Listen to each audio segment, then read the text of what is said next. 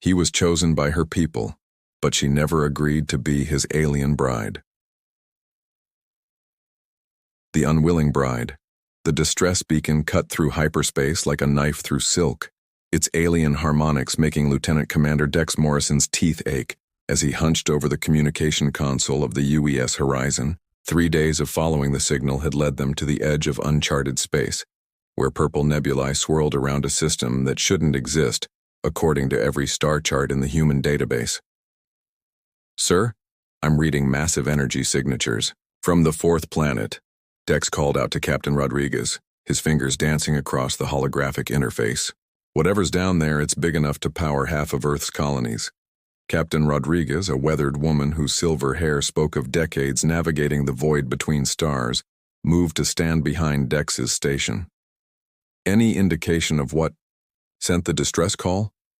"Negative, but the signal originated from the planet's surface.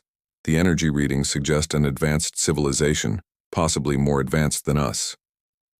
Dex paused, studying the cascading data streams. "Captain, I'm also detecting what appears to be massive structural damage across several continents.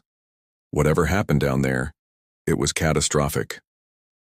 The bridge fell silent except for the gentle hum of life support systems and the distant whisper of stellar wind against the hull.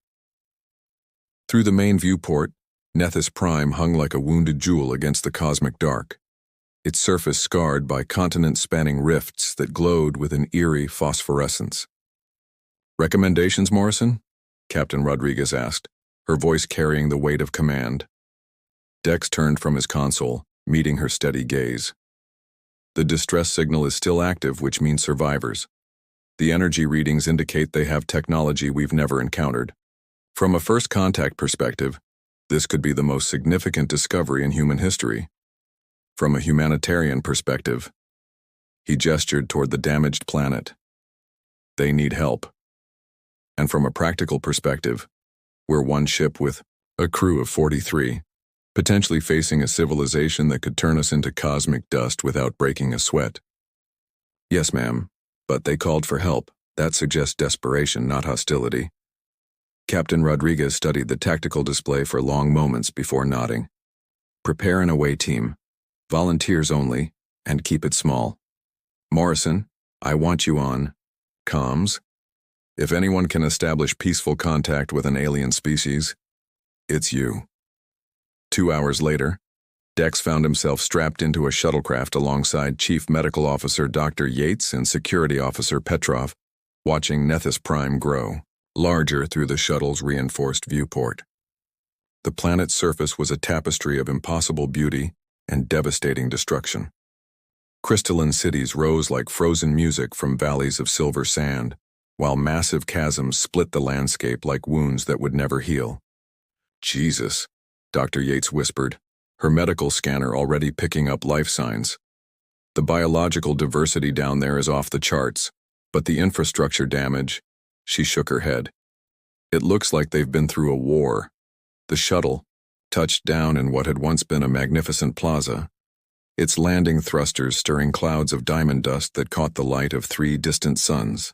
As the engines powered down, Dex activated his environmental suit's external speakers and stepped onto alien soil for the first time in his life. They were not alone.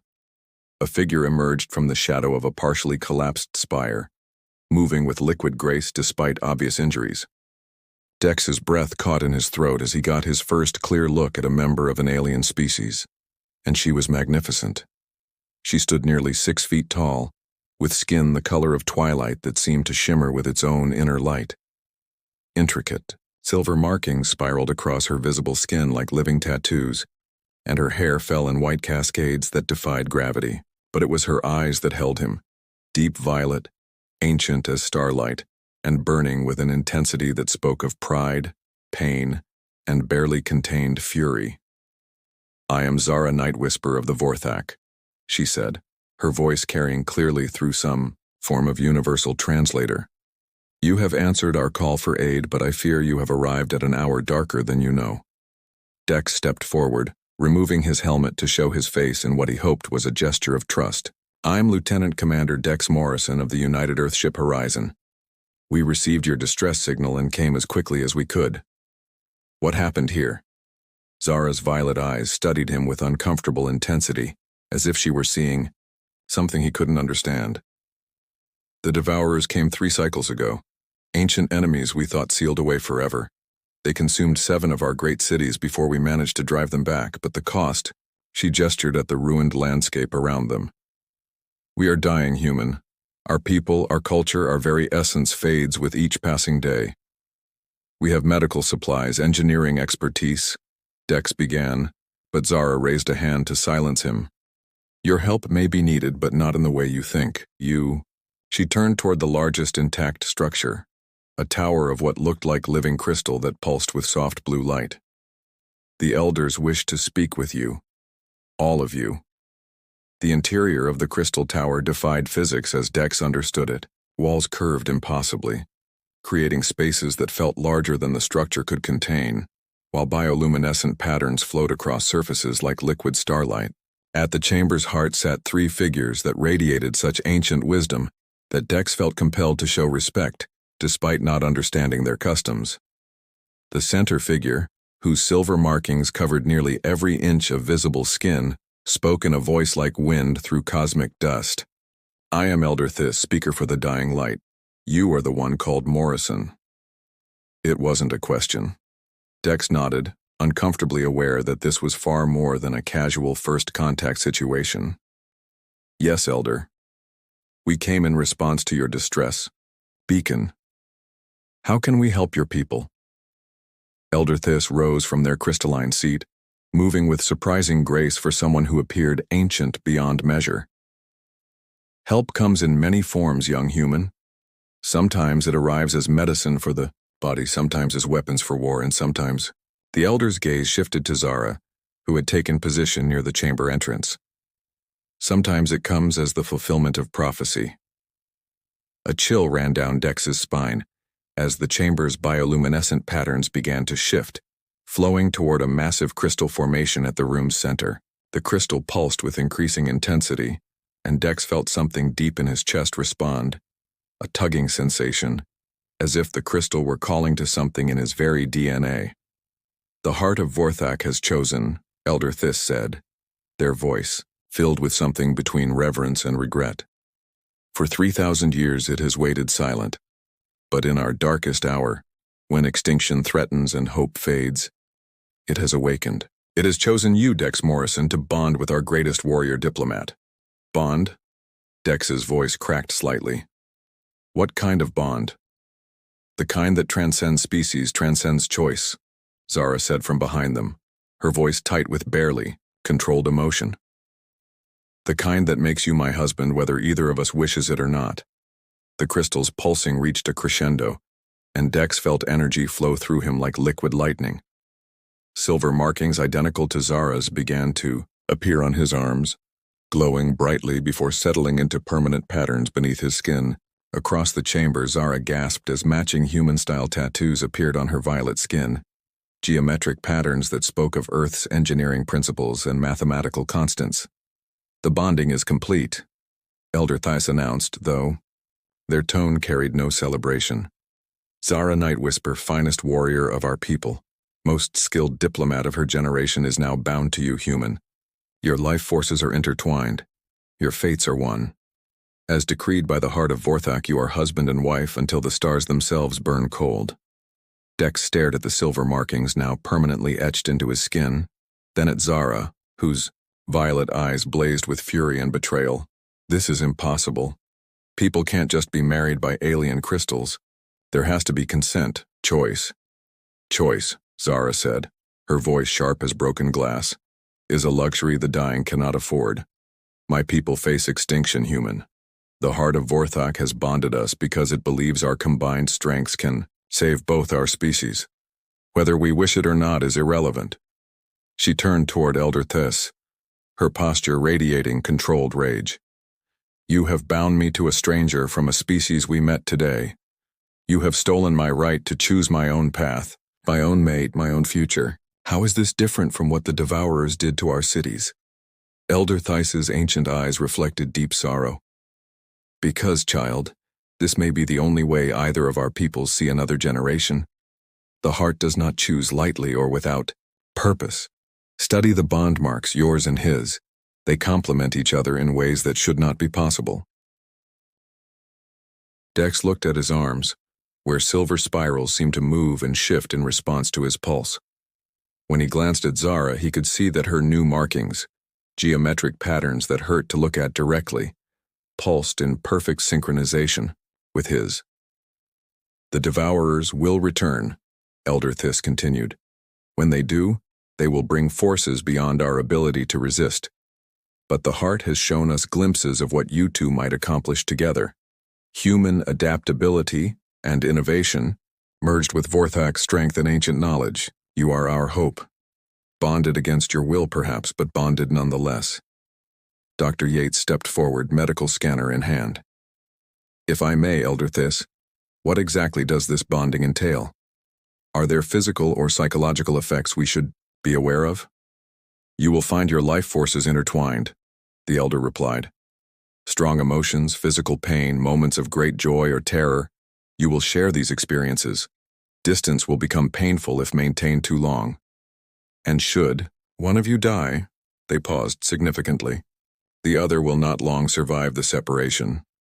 Zara's laugh was bitter as winter wind. So not only have you bound me to a stranger, you have made his survival necessary for mine. How very convenient for him. Convenient?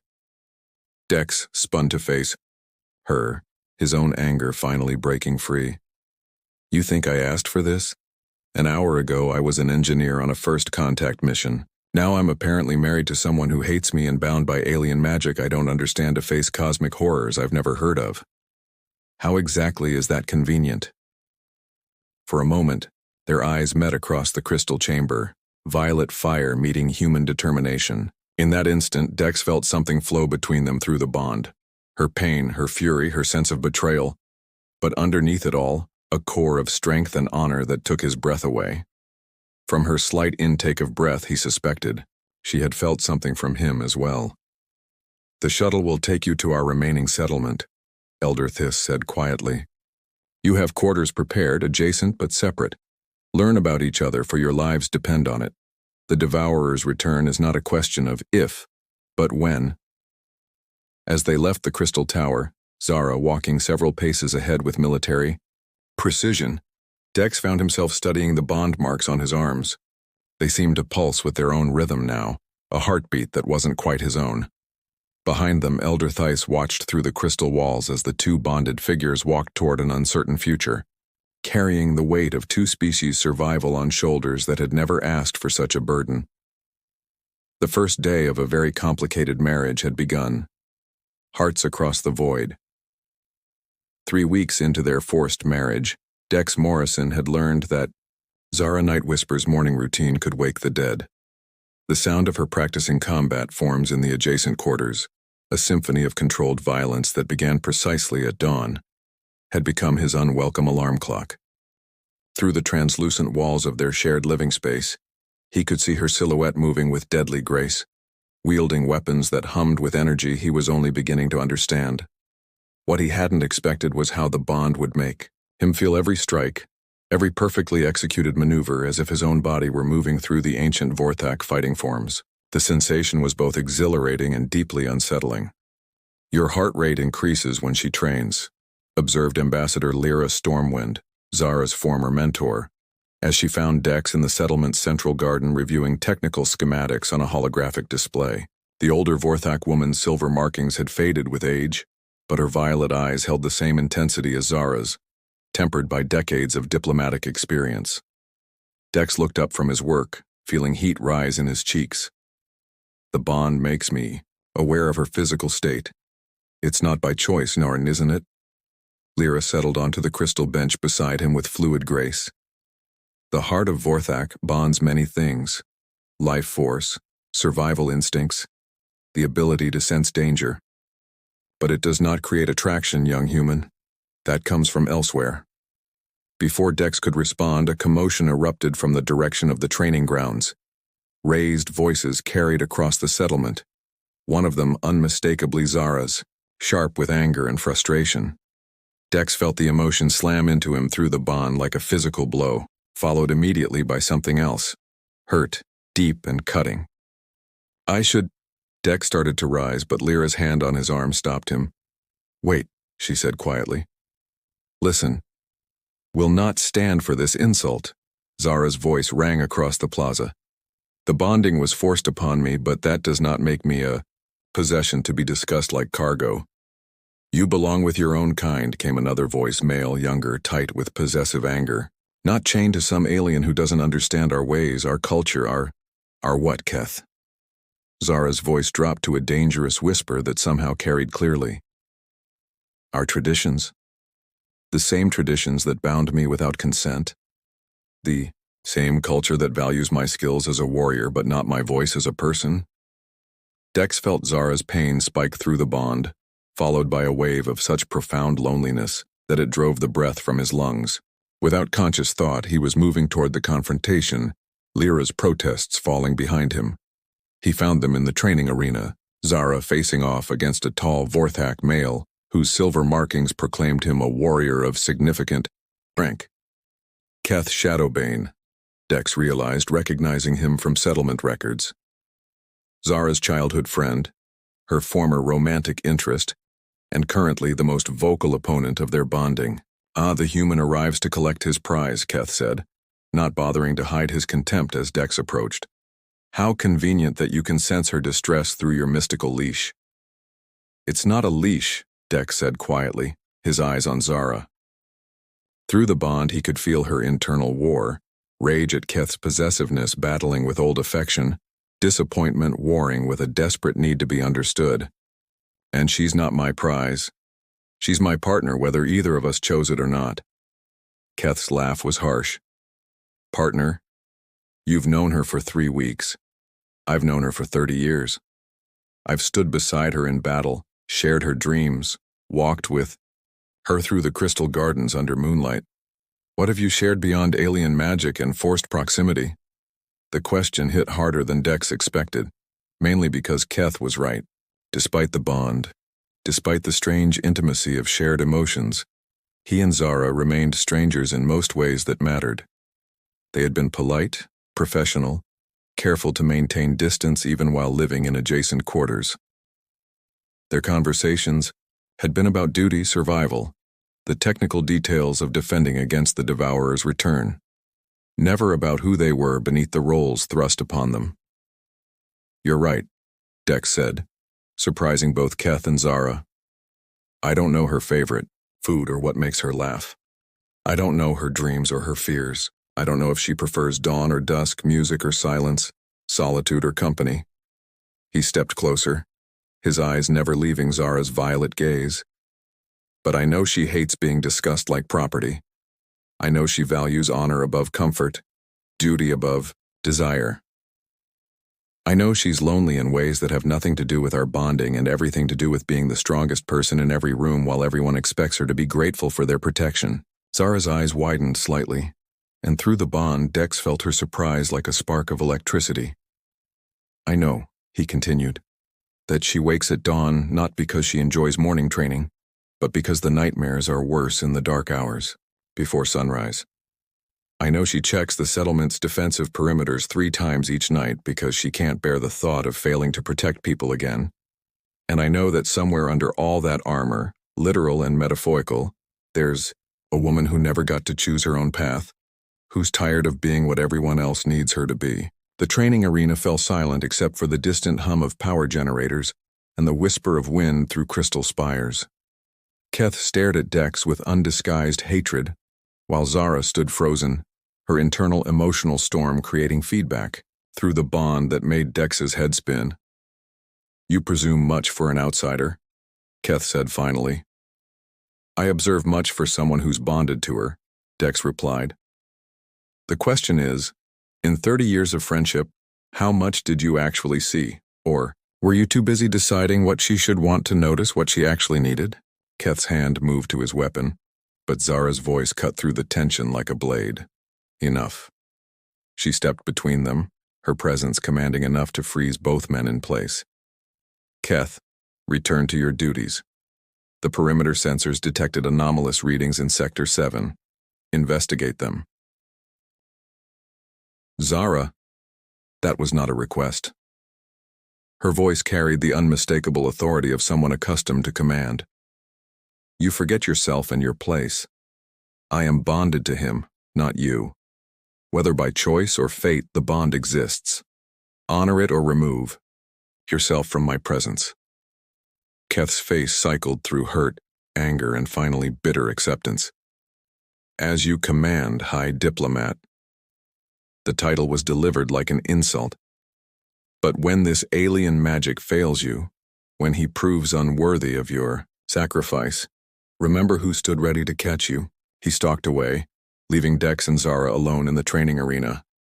For long moments neither spoke, the air between them charged with unresolved tension and unwanted revelations. You were listening through the bond, Zara said finally, her voice carefully neutral. Not intentionally. Strong emotions bleed through whether I want them to or not. Dex moved closer, studying her face for any hint of what she was thinking. I'm sorry if I overstepped, but I couldn't stand listening to him talk about you like what?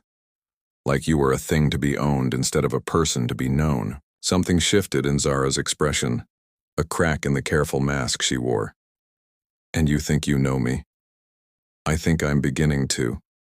Dex reached out slowly, giving her time to pull away, and touched one of the human-style geometric patterns, now permanently etched into her violet skin. These appeared when we bonded. They're based on engineering principles from Earth: structural integrity, load distribution, harmonic resonance. The heart of Vorthak didn't just link us. It gave you patterns that represent how I see the universe. Order from chaos, strength through precise balance. Zara's breath hitched slightly as his fingers traced the marks. And these? She touched the silver spirals now decorating his arms. What do they represent? Flow, adaptation, the ability to bend without breaking. They're beautiful, he said softly. Just like the woman who carries their twin. I am not beautiful, Zara said, but her protest lacked conviction. I am a weapon, a tool forged for war and diplomacy. You're a person who was never allowed to be anything else. Dex's hand moved to cup her face, his thumb tracing the silver markings that spiraled across her cheek. When did you last do something just because you wanted to? Not because duty demanded it, not because your people needed it, not because it served some greater purpose, just because it would make you happy. Zara's eyes closed, and through the bond, Dex felt her pain like a knife to his chest. I don't remember. Then let's start there. He stepped back, offering his hand. I don't know what your favorite food is, but I know the settlement. Kitchens have access to both human and Vorthak cuisines. I don't know if you prefer dawn or dusk, but both are beautiful on this world. I don't know what makes you laugh, but I'd like to find out. Zara stared at his extended hand as if it were a foreign object. This is not necessary for the bond to function. No, Dex agreed. But it might be necessary for us to function. The Devourers are coming. Elder Thys has made that clear. When they arrive, we're going to need to work together as more than just two people chained by alien magic. We need to be partners. Real partners. And you think sharing meals and watching sunsets will accomplish this? I think getting to know each other might help us understand why the heart of Vorthak chose us specifically. Dex kept his hand extended, patient. Look at our bond marks, Zara. Really look at them. Yours represent human engineering principles, but they've been interpreted through Vorthak artistic traditions. Mine are ancient Vorthak flow patterns, but they follow mathematical progressions that make sense to human minds. We weren't just linked randomly, we were designed to complement each other. Zara opened her eyes, studying the patterns on both their skins with new attention. The geometric progressions in mine, they would strengthen structural integrity if applied to Vorthak crystal technology. And your flow patterns would solve heat distribution problems we've been struggling with in human ship design. Dex smiled. What if the bond isn't just about combining our species' strengths? What if it's about creating something entirely new? Finally, slowly, Zara placed her hand in his. The moment their skin touched, the bond marks on both their bodies flared with soft light, and Dex felt a rush of sensation, not just Zara's emotions, but something deeper, a sense of completeness he hadn't realized he was missing, as if a part of himself he'd never known existed had suddenly awakened. From Zara's sharp intake of breath, she felt it too. "The kitchens close at sunset," she said quietly. "Then we'd better hurry." Dex squeezed her hand gently. "I should warn you, I'm a terrible cook." "Fortunately," Zara replied, and for the first time since their bonding, Dex heard something that might have been amusement in her voice. "I am not." As they walked toward the settlement's heart, hands linked and bond marks glowing softly in the late afternoon light, neither noticed the shadows gathering at the system's edge. The Devourers were stirring, drawn by the energy signature of a bond that should not exist, planning their return to finish what they had started. But for the first time in 3 weeks, Zara Nightwhisper and Dex Morrison walked forward together, not as reluctant strangers bound by alien magic, but as two people beginning to discover what they might become if they chose to embrace rather than resist the destiny that had claimed them. In the settlement's crystal tower, Elder Thys watched their progress with ancient eyes that held both hope and sorrow. The bond was strengthening, as they had known it would. Soon, very soon, it would be tested in ways that would determine the fate of both their peoples. The real battle was about to begin.